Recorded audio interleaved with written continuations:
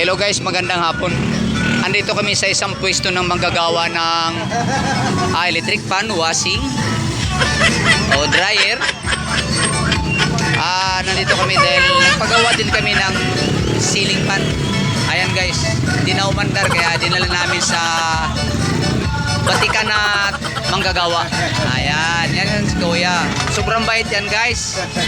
Ayan naman yung kabalikat niya. Ang ganda pa ng sounds na dito guys. Mayroon ding mga electric fan nila guys na binibenta. Kung gusto nyong magkaroon ng electric fan na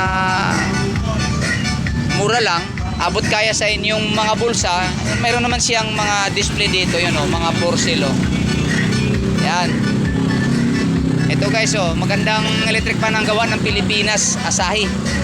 Branded yan. Ayan. Yan guys, mga electric fan niya o. May mga LC din siya mga binibinta o. Ayan.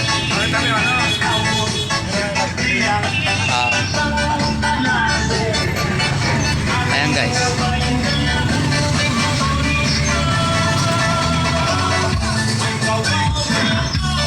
Tingnan namin din guys o. Ayan, gumagaway pa guys o. Dito guys sa ano to, sa may Lulumboy, malapit sa iglesia. Ayan. Yung pwesto nila. May mga house din siya sa mga washing, mga fan belt. Kung ngayon may mga problema dyan sa mga gamit ng kusina, tulad sa mga nabanggit ko, bisitahin lang ninyo yung kanyang pwesto. Matulungan kayo dito guys. Mura lang din maningil. Pulidong gawa guys pagka nakilala mo na yung tao. Okay guys, thank you. Salamat sa inyong panonood at pag-like at paki-share na lang po.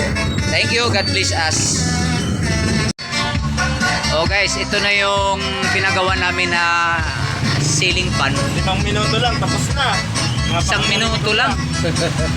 Napainding na niya kaagad kung ano yung sira ng aming ceiling fan. Tingnan mo. Ganon ka bilis at kagaling ang shop na to. Kaya kung mayroon kayong problema dyan, dito na kayo magpagawa para hindi kayo mapagastos ng pabalik-balik. Ayan guys oh, sinapit na niya, bibubuuhin na niya. Ayan.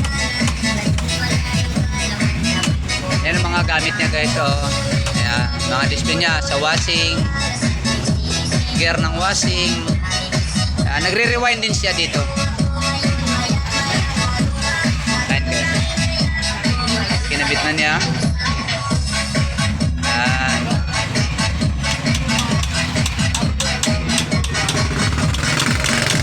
Kasi guys, kung hindi yan magaling na technician o manggagawa ng mga gamit sa kusina, hindi kaagad yan natitrace nila.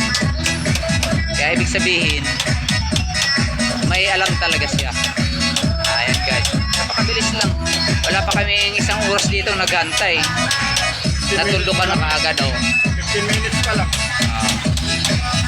Kaya gusto ko lang mapasaya namin siya sa pamamagitan ng aming pagbablog. Ayan guys. Ayan. Thank you guys. Malapit ng Pasko, advance Merry Christmas.